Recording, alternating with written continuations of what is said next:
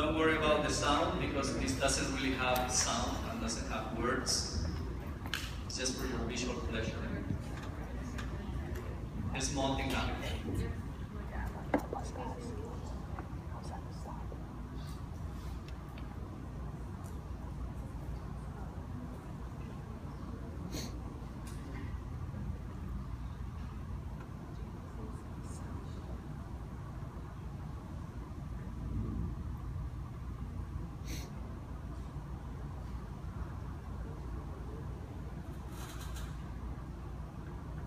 You can see the new cuticle, the new carapace coming out here. It's basically well formed, so they just need to get rid of that and a few other pieces.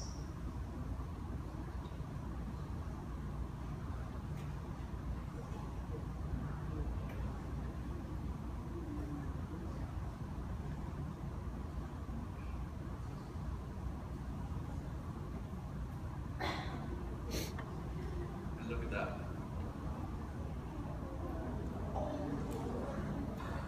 Usually when you're not used to see these, you think that all of a sudden you have 2 crabs in your tank, in your aquarium tank, and you don't know why, right? And one of them is dead. It's just a mold that basically is left there, all right?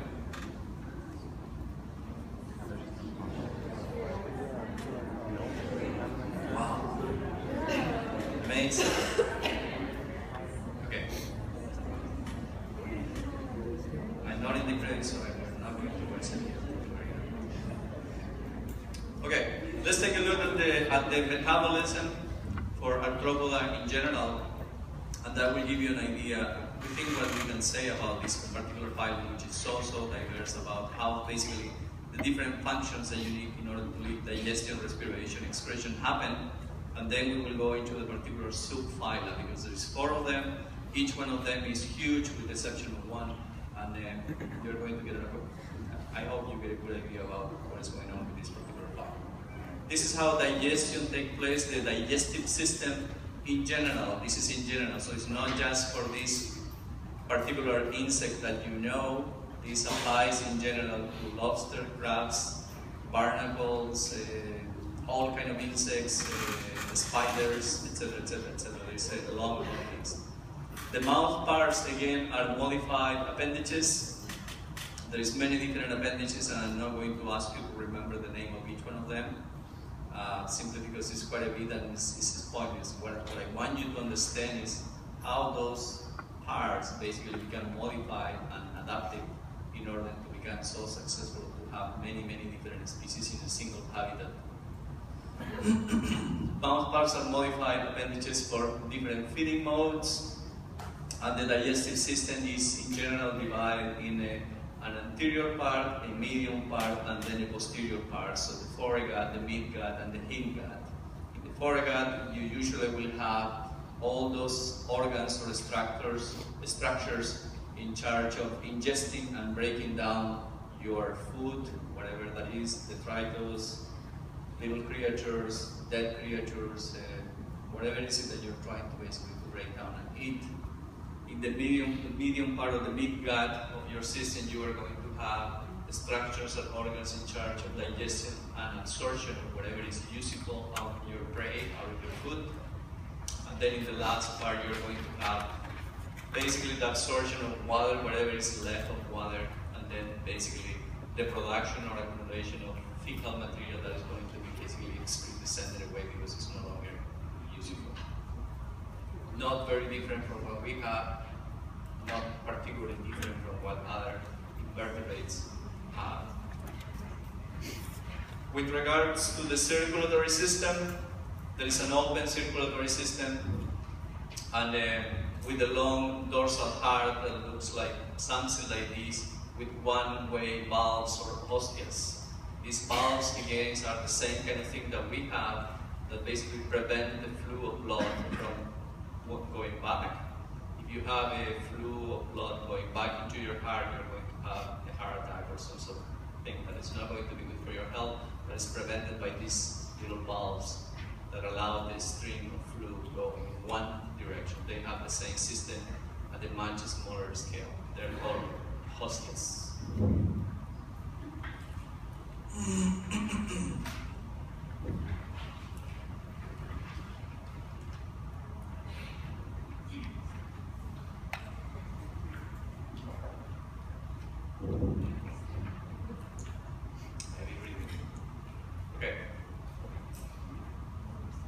Other important aspect in the metabolism of these animals is, and I'm going to move over, just raise your hand in case you're still writing there, please, just so I know.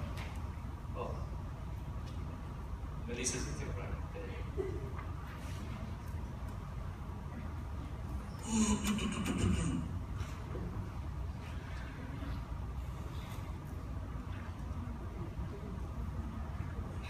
How are you guys for the midterm? Good? Prepared? Sure? You're good? Okay, let's move on to this. I don't see anybody saying go back. So, okay, this is a respiratory system. And again, because there is a hard cuticle of some kind, we have a problem here because, I mean, you have to have some interchange of, gases, and that is not necessarily easy. So this is not just absorption of osmosis or anything very simple based on chemistry and physics. It's more about, okay, you need to have some sort of a structure or organ or something like that that basically allows you to do this. So basically a respiratory system, or kind of a simple form of respiratory system, let's put it that way. So many of these organisms will have gills or trachea or a number of other names depending on what kind of creature, what kind of subphylum we're talking about. Okay. They do need some sort of organs or structures to facilitate respiration. Other case, because of that cuticle, you are not going to be able to breathe. Excretory system has exactly the same problem, not just because there is none, it means that you have all the problems about inclusion solved. And there are, again, specialized structures that collect metabolic wastes from your body and basically get them together so they can basically be expelled, basically excreted out of your body, not necessarily as feces, but also as, drops of things or some sort of the equivalent of urine or something like that, basically to get rid of these things. In the case of insects, we have Malpighian tubules. In the case of the spiders, we have coxal glands. In the case of crustaceans, green glands for the most part, but there is variations of this and there is more names, and depending on what group you're talking about, you're going to have a name that is different, but it's all basically playing exactly the same function. Basically, you need something that works as kidneys and something that is working for collecting, bringing this to that kidney-like structures and then basically excrete away, because you're no longer using it, you don't need it, you need to get rid of it. I hope it makes sense. It should make sense.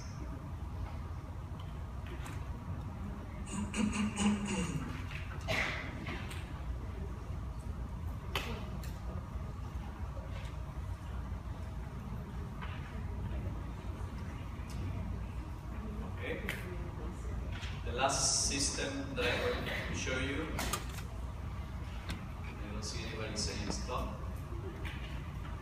is the nervous system that in general is well developed. In some cases is extraordinarily well developed. Okay? It's just amazing. There is a large brain to coordinate movement, and in this case keep in mind that when we talk about movement in Arthropoda, we are not necessarily talking about walking or running. We may be talking about swimming too, and we may be talking about flying. And that all means you have to have a number of systems in place to coordinate all that stuff, especially for the organisms that do more than one thing. It's very, very tricky. Okay? They have also a ventral nerve course that basically goes with different ganglia all along the body. There's many different sorts of sensory organs. There is chemosensory, tactile things that have hairs or pits or things out of the cuticle that basically allow them to sense what is around. Detect, for example, the presence of prey in the water in the case of the crustaceans. Detect the presence of predators in the water in the case of the crustacean. Detect, a fly, for example, when is it that you are going to slap the wall, try to get it, and they are going to fly away. All those things are very, very well developed. Light and sight, they have different forms of eyes at different levels, depending again what kind of organs we're talking about. Remember, we're talking about a huge diversity of things all packed together in one file. So we have to be very general about these statements.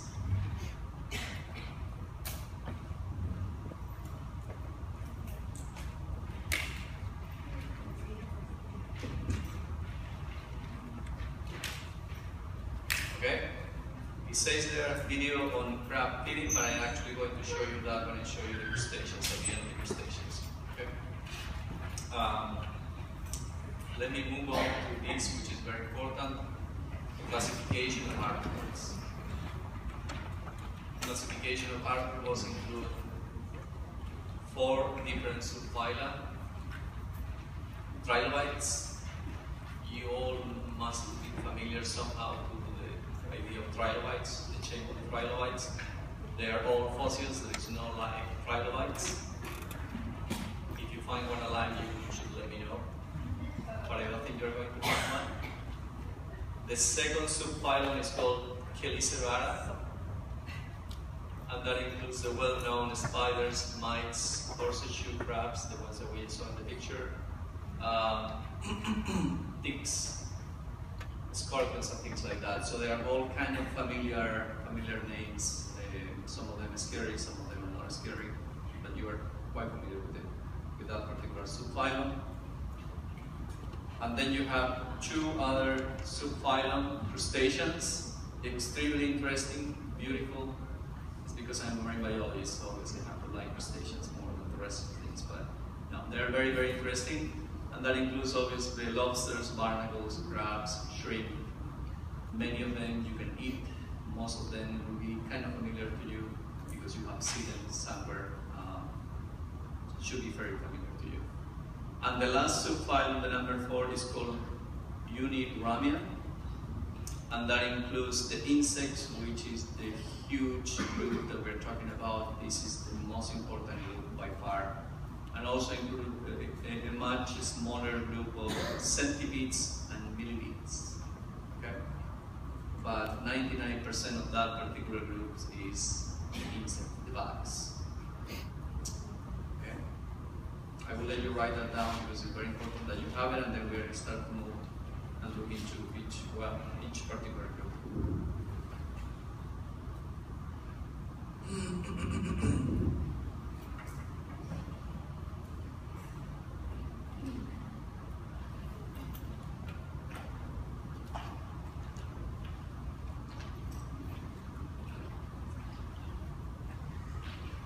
Okay? What we're going to look into today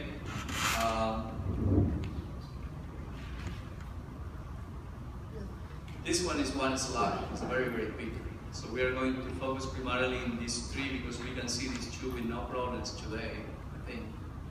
And then on Tuesday you are going to see the last one, and actually Catherine is going to come and talk to you about it. She does fiddle too. Yeah, she does music. So I want to mention that you know that she may bring the fiddle and play some music for you. She has quite a bit of expertise in bugs, in insects, so she's the perfect teacher for that particular group.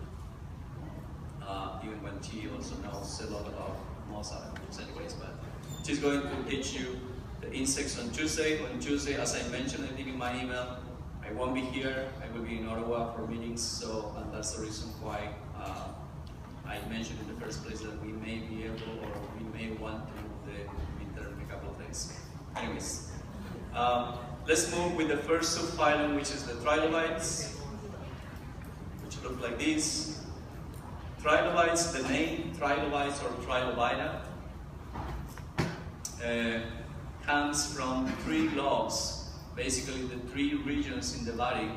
This is not tagmata. This is just 3 regions in the body that run along the body.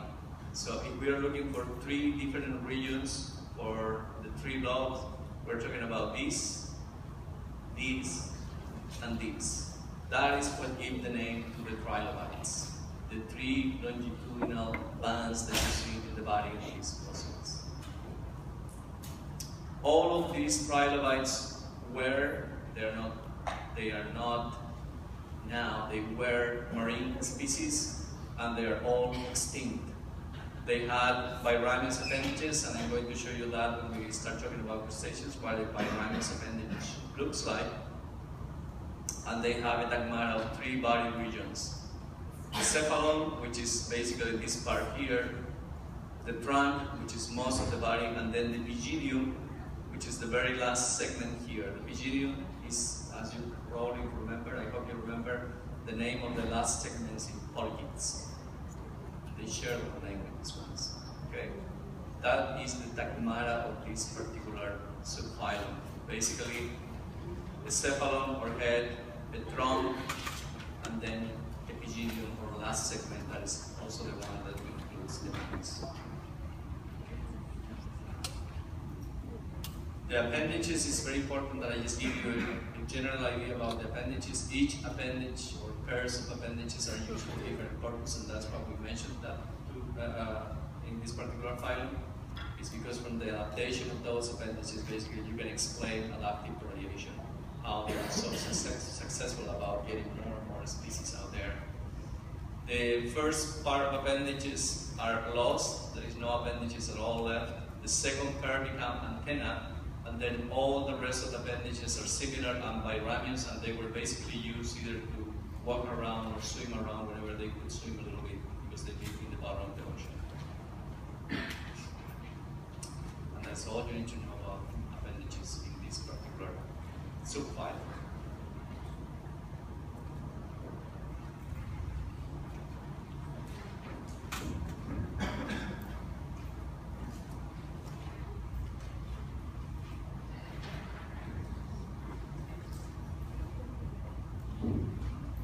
Okay, make sense? That concludes trilobites. One slide, or one subphylum. It's a small subphylum. They're all dead, but they're important because they were part of this diversity. The second subphylum is much, much more diversified. It's much more familiar to you, having a different color, kind of brownish or something. Chelicerata, the subphylum Chelicerata. This includes, as I mentioned before, the spiders, the ticks, the mites, horseshoe crabs, the scorpions, and things like that.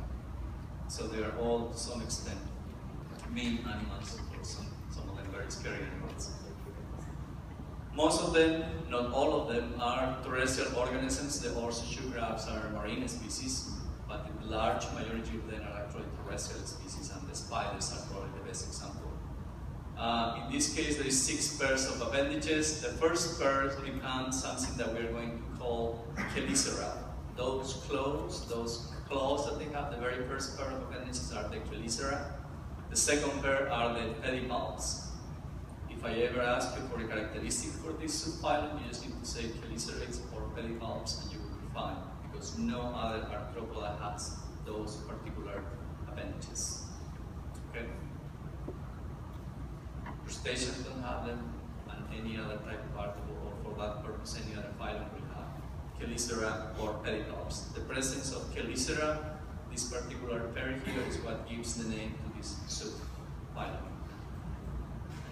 Body is divided in 2 regions. In the case of the trilobites, there were 3. In this case, there's only 2. And when you look, oh, sorry, I had a picture there, that's what I put there. And when you look at the spider and scorpion, you see clearly the 2 regions, but you're going to see pictures about that just a little bit ahead. Okay. The body has 2 tagmata. The first one is called the cephalothorax, which is basically head and thorax. Just think in your thorax and in your head fused together in one region, the cephalothorax. The second region is the abdomen, or what is left of your body in the posterior part. All Chelicerata have those 2 regions. They don't have 3, they don't have 1, they don't have 4. It's only 2. There is 3 classes, and we have to mention something about them because they're very, very important, and you should know about them. It's a Merostomata, which is the horseshoe crab, Pycnogonida, which are the sea spiders, and then Arachnida, which are the spiders, and the scorpions, and the mites. We're going to see just a little bit about each of them in the next few slides.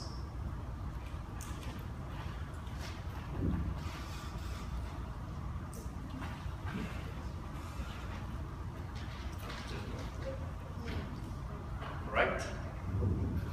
Here's the interesting part of this lecture. here is exactly beside this tablet. This is the first one. This is Arthropoda. These are the horseshoe crabs, which are not true crabs. They are not crustaceans. Those are the true crabs. Okay? They are just called crabs because they look quite a bit like them, and they're very peculiar in many different ways.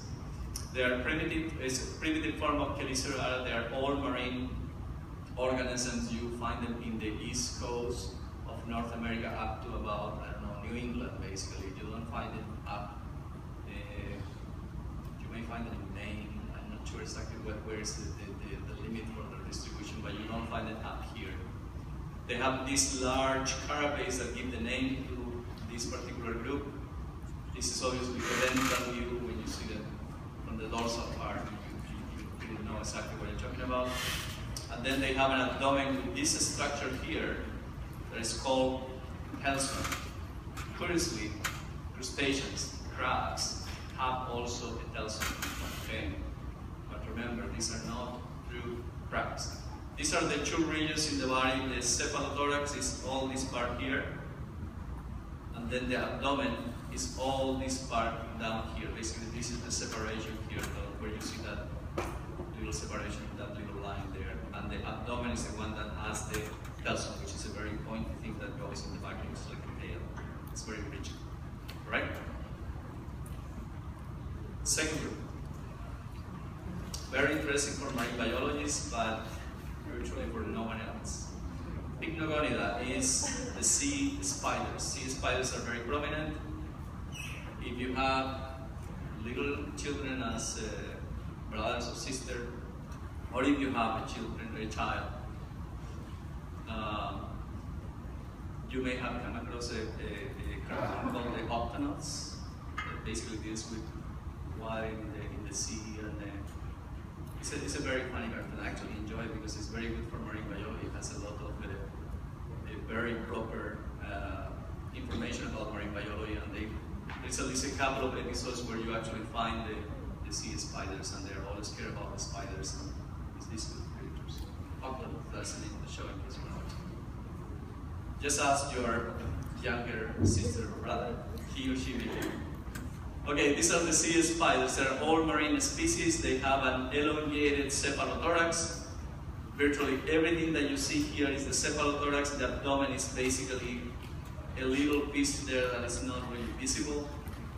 So the abdomen is very, very reduced.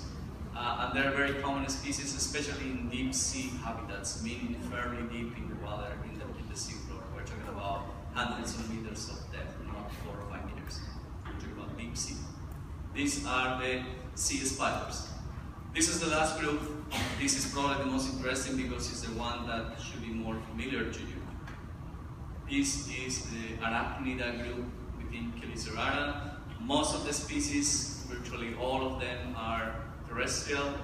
They have a distinctive wax on the cuticle, and if you have been playing with the spiders, you probably know what I'm talking about. And many of you like to play with the spiders, of course. And there is 3 main types, and we are going to talk about these 3 main types in the next slide. I just want to show you this comparison here, where you can see, again, cephalothorax and abdomen. This is the scorpion. This will be the cephalothorax here, and this will be the abdomen. This is basically the sting area that I'm going to show you in a second in the video in action. This is a spider. Again, this area here is the cephalothorax. These are the chelicera. And again, this is the abdominal part. And this should be much more familiar to you because you all have seen spiders around, so you know what I'm talking about. Okay, there is 3 types of arachnids. 3 types of arachnids. That's the first ones, the spiders, the most common ones. Everyone at some point is scared about spiders. The body, in this case, has a very narrow waist. I don't need to describe them or follow you the spiders to you because you have seen them around. They are silk producers. They are famous to make these spider nets all over the place, different sizes depending on what species you're talking about. Those are not just to catch flies, which is the most common use for the net. They are also used for for example, for dispersal, to basically cross areas from one place to the other, or for example, to deposit eggs and basically take care of the eggs when they put the eggs in the net. They're hunter and ambush predators, and they're famous for being extremely, extremely smart about how to use those nets and catch not just flies, but also many other things. There is large versions of the spiders that are able even to catch mice, for example, that big. The second group is the scorpions, not very, very different, but peculiar because everyone has this idea that the scorpions are killers. Like if you get a scorpion to basically sting you with the tail there, you're going to die. Some of them have a venom that is actually lethal. Most of them will not have a venom that is that strong. They're typically carnivore species and tropical species. We don't have scorpions over here. And I'm going to show you a video of 2 scorpions fighting and then basically going for a bigger prey if necessary. The last group, so we can finish this phylum, is the mites and the ticks. Curiously, this is by far the most diversified out of all of them. Okay? These are fun organisms. You love them when you have them in your head, or when the children have them in their head. It's a lot of fun. They have no waist, they just look like a little round things. The abdomen has been basically reduced quite a bit.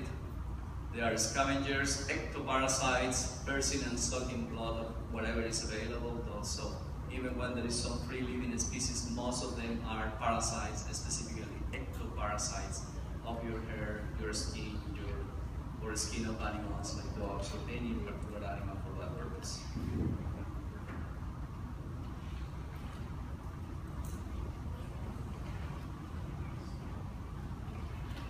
Very important for you to know, almost the essential part of zoology. Spiders and scorpions and ticks are not insects. They are not in the same subphylum. They are arthropods, but they are in a different package. Okay? So don't you ever say spiders are insects, because that would be like a really bad. Okay? Terrible. Or don't you ever say that to an entomologist, a person who works with insects, because it would be just offensive. Terrible.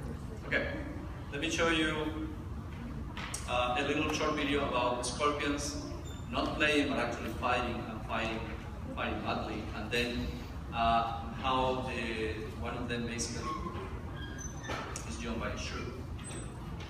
Hopefully the sound will work here. Scorpions attack each other. Both of these scorpions have a needle-sharp stinger filled with venom. Both are fighting to the death.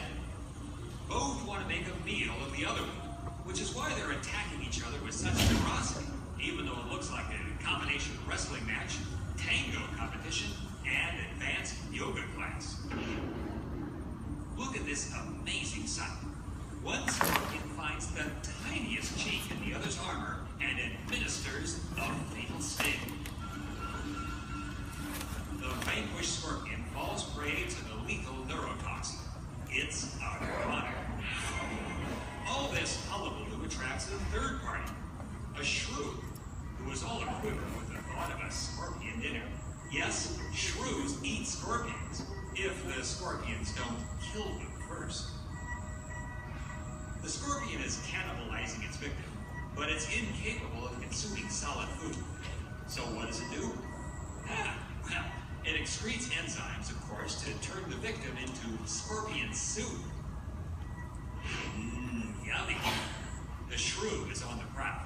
Now, you're probably expecting the shrew to go after the easy pickings, the dead scorpion. But no. The shrew may look cute and cuddly in a hyper-weird kind of way, but he's nasty enough to cause the live scorpion to abandon its booty and hide itself. The shrew poo-poos the stiff. He wants a piece of that live scorpion, which is why this segment is now called When Shrews Attack Scorpions. The scorpion's venom could easily kill the shrew, but the shrew has has the lightning reflexes of the young Muhammad Ali. He floats like a butterfly, so the scorpion can't sting like a bee. The shrew needs to eat half its body weight every day, so it's ready to attack. It's hungry. The shrew bobs and weaves and pokes and prods and feints and bluffs, and then finally, it's over. It's all over. One lightning bite, and the shrew will now enjoy the spoils of victory. No rematch, no huge gold belt, no job as a casino breeder. The spoils of this victory are eating your opponent. At least boxing hasn't resorted to this. There you go.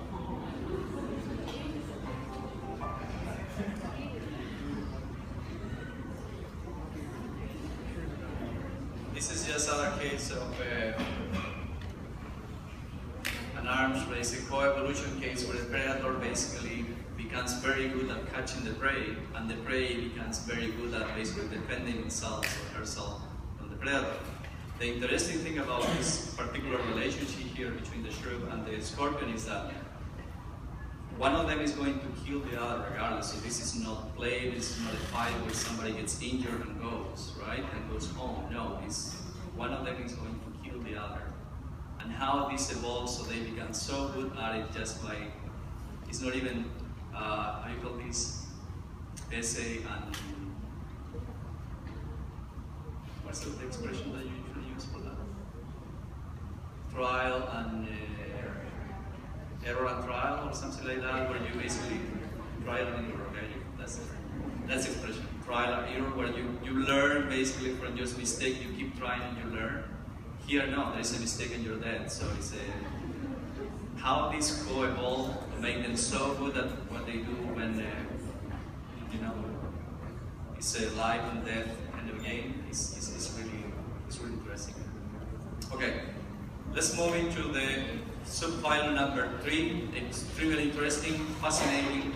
I hope you love it. I like it very much, so I hope you join me on this. We're going to raise money for the crustaceans or something like that. You're going to learn a lot. There you go. Mostly, for the most part, meaning 90-something% of them are marine species. There is some freshwater species and some terrestrial species too, but for the most part, they are associated with the ocean. They are marine species. They have biramous appendages, and this is what I mean by biramous appendages. Biramous means two, right? So basically, each particular appendage or leg will have an interior part, which is the endopodite, and an exterior part or branch called the exopodite. Endo, interior, close to your body. Exo, exterior, away from your body. So this is the endopodite, the exopodite will be coming like this, right? That is a biramous, has two branches. The third component of this is the protopodite, that is basically the joint, basically where the segment or the little piece of that appendage that basically join both the exopodite and the endopodite. So if I ever ask you to tell me which are the parts of a biramous appendages or appendage, you need to say endopodite, exopodite, and protopodite. The gills are usually associated with these two, but not always. So you don't need to worry about the gills. Is these three names that you need to know: proto, endo, and exo. Proto, the joint; endo, the interior branch; exo, the exterior or facing away branch of an appendage. In the case of the crustaceans, we have that appendages 1 and 2, or pairs of appendages because they have one in each side. The pairs of appendages 1 and 2 become adapted to antenna, which is one of the main sensory organs of crustaceans. Every crustacean will have 2 pairs of antennae. In some cases, or in most cases, those are then called antenna and antennulus, because one is bigger than the other. And you just think that there's 2 pairs of antenna, and that gives you a very good characteristic for this particular type of organisms. Pairs 3 to 5 are adapted as mandibles and maxilla, and you are going to see that in action in the last video that I have, and I'm going to show you in about 2 minutes from now. It's very very, very spectacular. You're going to see how crabs actually eat, and you're going to see all those pieces in the mouth basically working to eat the clam. It's quite amazing because you see that it's a series of pieces that are being basically articulated in order to eat something, to handle and to eat something that you are going to call prey. All the other appendages are basically used for walk, some of them for respiration when they have gills, and for other functions. For example, in the case of the female, in some cases they use part of those appendages to hold or protect the eggs. Okay, but those are the main appendages there. The circulatory system is open, not particularly different from what we have seen so far, not different from that general model when we look about metabolism at the beginning of the lecture. The nervous system is very well developed. Some lobsters, some crabs, some particular types of crustaceans are very, very smart. They do very amazing things. Excretion is done by coxal glands, antennal glands, or green glands, depending on which particular group of crustacean we're talking about. So there's many different names, depending on what particular group. There is a huge diversity of crustaceans, the same way that there is a huge diversity of the spiders, but none of them compared with the diversity of insects that you are going to see on Tuesday. That is the big group for sure. No question.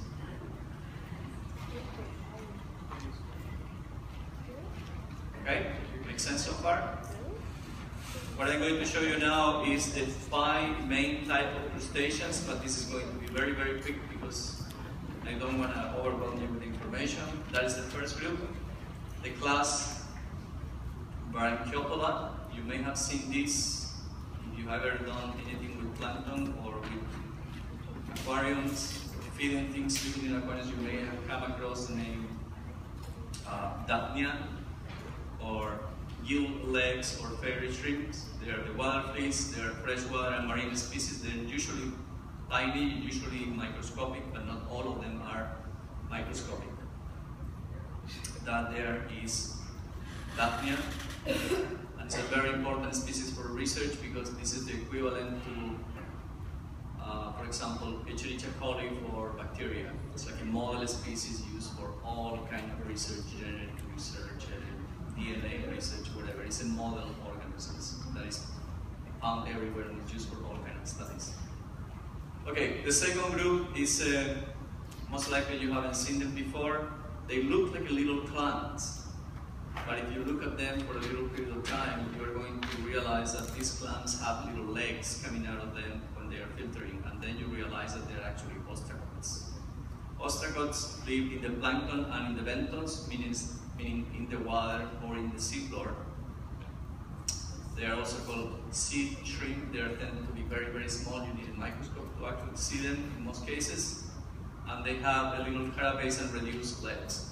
These are the legs that you can see here, and what they are doing all the time is something like the barnacles, just to basically move the water around and try to basically feed from that water. They look like little plants, they're not little plants. Alright? I'm going to move. The third group is copepods. Copepods may not be quite familiar to you, but they may become familiar to you in 3rd or 4th year, depending on whether you are in environmental science or the life science disciplines. If you are in environmental science, you are going to hear about copepods because they are very, very important for life cycles, for the control of phytoplankton, and then for fisheries and things like that. The small fish eat on zooplankton, so if you don't have this, you don't have small fish, and therefore you don't have big fish, which is what you need in order to feed your family. So they're very important. Antennae in this case are overdeveloped and are used in many cases for locomotion, meaning to float around or move in the water column. These are quite prominent, as you can see here. This is a calanoid copepod, and that antenna has a lot of projections that allow this copepod to stay in a certain level in the water and basically kind of float around as it's moved around by the currents and the tides. The group number 4 should be familiar. I would say all of you saw barnacles in the field trip attached to oysters or mussels. This is the adult. The one you saw was the adult. This is the larva. This is a nauplius larvae. I'm going to mention that larvae in the next 2 slides. And this is 2 barnacles basically reproducing here. Basically, they physically connect one with the other in order to do the cross population. The adults are sessile, meaning the adults are attached to something, they cannot move. The larvae is planktonic. That larvae basically goes into the water and drip around, and it's the only way that the populations have to spread around. So if you don't move enough when you're a larvae, you're stuck when you're an adult, you cannot move absolutely nowhere. They are hermaphrodites, hermaphroditic species, and as I mentioned before, they practice cross population. The last class of crustacean is the most important one. It's the one that you really need to know. This is Malacostraca. Malacostraca is the class that has the crabs, the lobsters, the shrimp, basically all the crustaceans that you can eat. All those crustaceans that you care about. Okay? It's also the most diversified one, include about 75% of all the crustaceans. Some of you saw amphipods in the Victoria Park visit. Some of them may have seen something that was much more flat in this way. They are called isopods. They're also part of this group. And you also mature rock crabs or little mud crabs, maybe a green crab here and there. And obviously you know about lobsters. And this is a picture of a pink shrimp, Pandulus borealis, which is very important for the fishery in some areas in the Atlantic, Canada, and then up north in Labrador and towards the Arctic. This class includes the decapods, and they're called decapods because they have 5 pairs of appendages that are basically used to walk around. Deca means 10, pods means legs, decapods means they walk around with 5 pairs of legs, including the chelipeds, which is the claws and the chelp. And there is 6 pairs of abdominal segments or abdominal appendages, but they are usually much reduced. They're usually not quite very useful, not for walking, that's for sure. And in the case of the crabs, they're completely reduced. Basically, you don't see those legs hanging around in the case of the crabs or large organisms like this.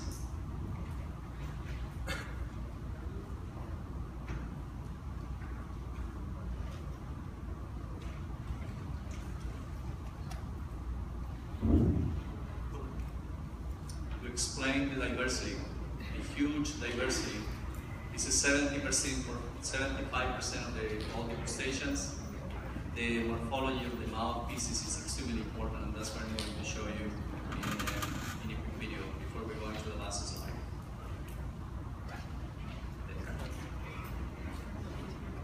This is a blue crab, Calinectes avidus, a crab that runs in the east coast of the United States all the way up to almost the Gulf of St. Lawrence, even when some people have seen it in the Gulf of St. Lawrence. But we don't have it here in the eye. So, you want clams for dinner? This blue crab does, but she doesn't need frying or breadcrumbs.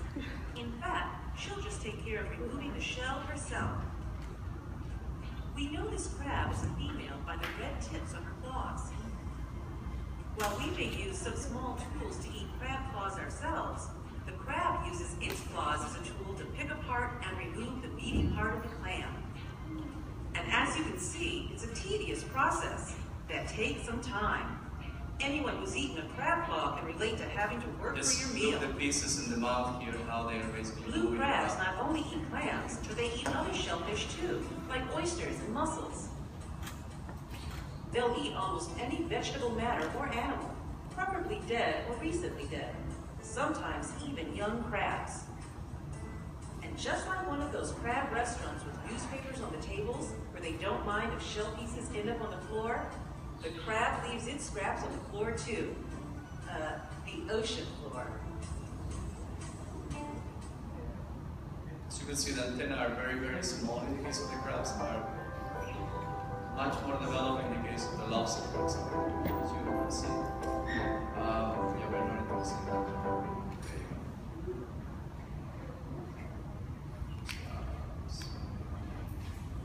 I think that was part of the hotel.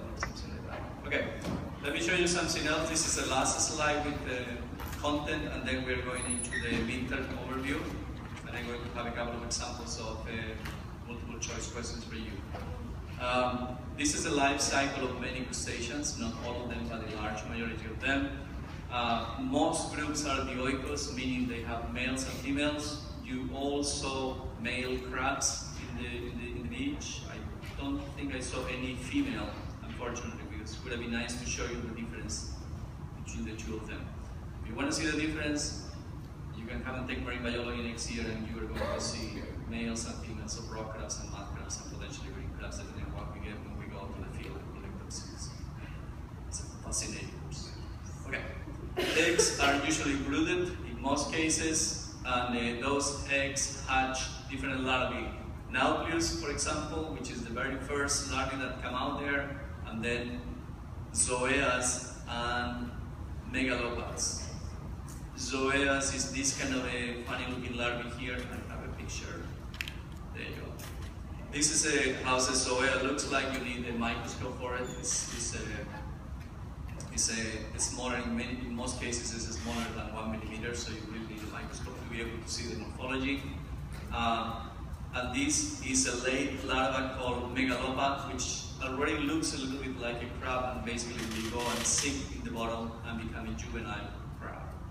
Okay, that's the life cycle. So when that juvenile crab, an immature crab, grows, they become an adolescent and then an adult, and when they are adult, basically they reproduce. This is a female. This is the abdominal part in the ventral side that is very, very rounded. The crabs that you saw on the beach all have this very triangular and long morphology rather than this rounded morphology. And when they have a lot of their eggs, you actually can see that in their abdominal part. You see a mass of between yellow and orange eggs that they basically keep for a few weeks and then basically release as the larvae start to hatch into the water. The larvae goes here and basically the cycle continues. This particular thing is for the snow crabs, Caeonocetes opilio, which is a very important species for the fishery in Newfoundland, Labrador, and in some areas in the Gulf of St. Lawrence, especially towards the north of the Gulf of St. Lawrence. Okay? Things to remember from this slide is the name of those larvae, because they are very, very important. I think I have something there. Things to remember from this lecture.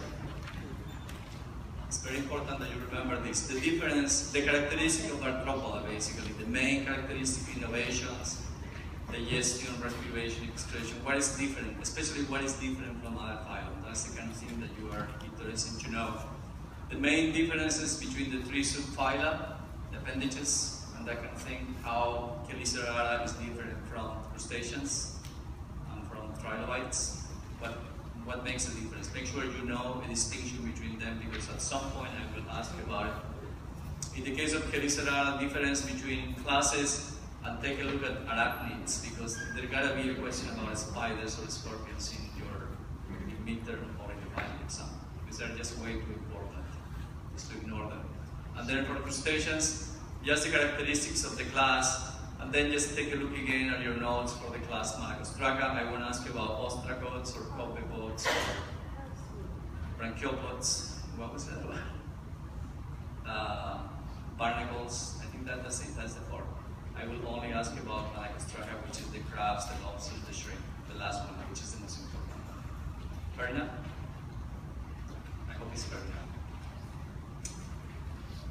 I was expecting most of you saying yes, most of you would. So, okay. As soon as I see that you are no longer writing, we can take a quick look at the midterm, and then we can ask you questions and you can give me answers and see what happened.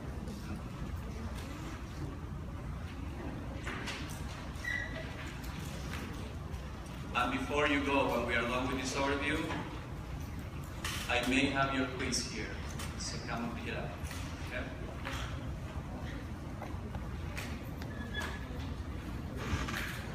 Okay, the midterm. This is going to be posted in Moodle, including the slide with a couple of examples, so you don't need to write anymore. It's going to be posted as soon as I get back to the office, okay? The midterm is worth 20%, so you're going to get 20 questions. I have to be short because you have about 1 hour to do it. So you're going to get 20 short answer questions. And I will ask you in a minute, in the next slide, as soon as I show you the examples, if you want multiple choices or not as part of these questions, okay? 1 or 2 questions are coming from the guidelines that you already have. There is 3 reading guidelines. If I ask you one of those questions, it will be a fairer question, something that is highlighted in the book. It won't be something that appears in the last line, in the last page that I told you to read. It will be fairly relevant and likely mentioned in the lecture anyways, okay? Many students usually ask me about this, if I'm going to put one of the plots and I will ask you to make labels. No, I won't do that for the midterm. Okay, so you don't need to try to start memorizing names of structures and things like that like crazy, because it's not going to happen. Okay? Contents, lectures 1 to 11. Today was lecture number 10. The lecture number 11 is the one coming on Tuesday that Catherine is going to do about insects and millipedes and centipedes, okay? That is the content for the midterm. If we move the midterm, the concept will remain exactly the same, so the lecture on Thursday, a week from today, will not be part of the midterm. I still hope you come to the lectures on next Thursday, okay? Assuming that we don't have a midterm, that's what I mean. So, lectures 1 to 11, including arthropods, part 2. This was part 1. There will be some emphasis on the contents reviewed after the quiz, things that you have not been tested yet. So, if you make the math, it's 11 lectures, so you will expect roughly 1 question per lecture, and then the rest of the questions will come from whatever we cover after the quiz. Just to give some more emphasis to the last part of the material, because you already tested on the lecture number 1 to 5, remember? But there will be expected questions from lectures 1 to 5 anyways. Guidelines number 1 and 3, you have that posted in Moodle. There will be no lab contents in the midterm, so anything that is covered in the lab and is not covered here, I won't ask you about it. You already know this. Spelling, I am being very flexible with the spelling, but you have to be careful. As long as I can recognize the word that you're writing, and as long as that word is not too close to something that means something completely different, you're okay. But try to spell properly. A couple of letters is not a problem, but you have to be careful. The writing is very important, especially when I cannot read what you write. Okay, that's really a problem. So don't write a lot. You will have enough space. If you really need more space, just go in the back of the page and right there. And try to write clear so I clearly understand what is it that you are saying. If I cannot understand what you're writing, I have to mark it wrong. Okay? Date and time, we are going to talk about it now. So, this is the original date and time. This is Thursday, this coming week.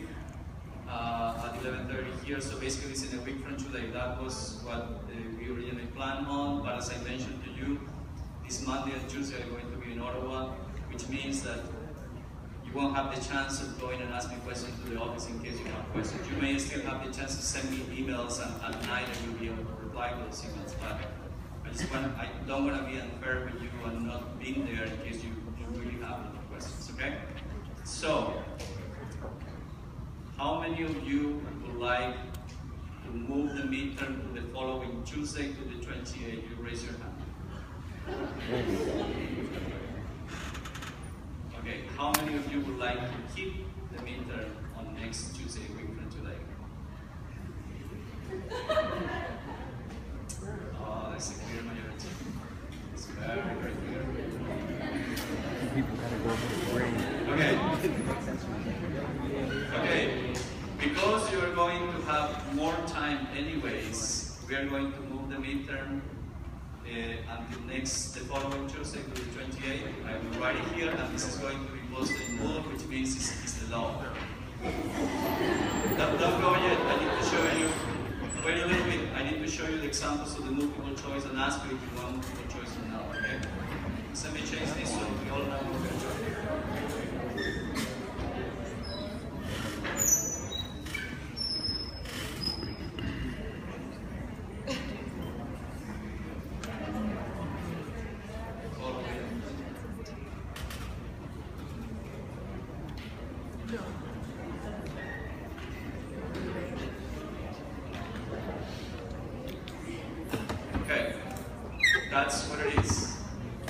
The midterm is now on the 28th on Tuesday, so it's just over a week from today. So you should start preparing the midterm right away. And if you have any questions, again, come to see me, send me an email. I will compile those emails and send you that the day before the exam. You get to see what everyone else did in terms of questions. The midterm review is not going to be done the same day, simply because you're going to use all the time, the entire hour and 15 minutes or more, potentially even more, here, writing your midterm. So whenever we write the midterm on the 28th, as soon as you are done, you are free to go. You don't need to wait, because we are not going to go over the midterm. We are going to go over the midterm the following lecture. Okay? If you're thinking about missing that midterm, don't do it unless you have a piece of paper that says there that you were very sick or something like that, okay? Because it's very important. And you need to let me know the same day. You need to let me know right away, so I know that your midterm is not just missing, it's you that were missing. Okay, this is 2 examples of multiple choice questions. Just so you get to know what I mean by that, but you know what I mean by that, but just to get an idea of what kind of questions I ask. Okay. Let's see how good you are for the midterm. Which of the following species has a radula? A, B, C, or D? A? B? A, B, or D? Okay. Yeah, you're getting tired. Okay, this is the answer. A cannot be, because the bivalves are the only mollusks that do not have a radula. They do not have a radula, so it cannot be that. Other things, sometimes this come out as a question. When I do multiple choice, there is only one question or option that is right. There's no option that is true that may be right. No, there's only one. There's no ambiguity of that. Okay? A planaria cannot be, because it's a flatworm. Flatworms do not have radulas, the same for crustaceans. The octopus, which is a cephalopoda, could be the answer, because it's a mollusk and the radula is distinctive of mollusks. And you should remember that, because we just talked about it 2 days ago. Here's another question. Which species concept does not take into consideration or use this type of evidence, the ability to interbreed? C? Any other answer? You all go for C? You are well prepared for the midterm. Yeah, it's C. Typological is the only one that doesn't take into consideration reproduction. Okay, here's the question. Do you want something like a 4 or 5 questions and multiple choice in the midterm or not? Yeah. So it's a yes. You will see out of those 20 questions, there will be 4 or 5 that are going to be multiple choice. Okay? We're not going to play.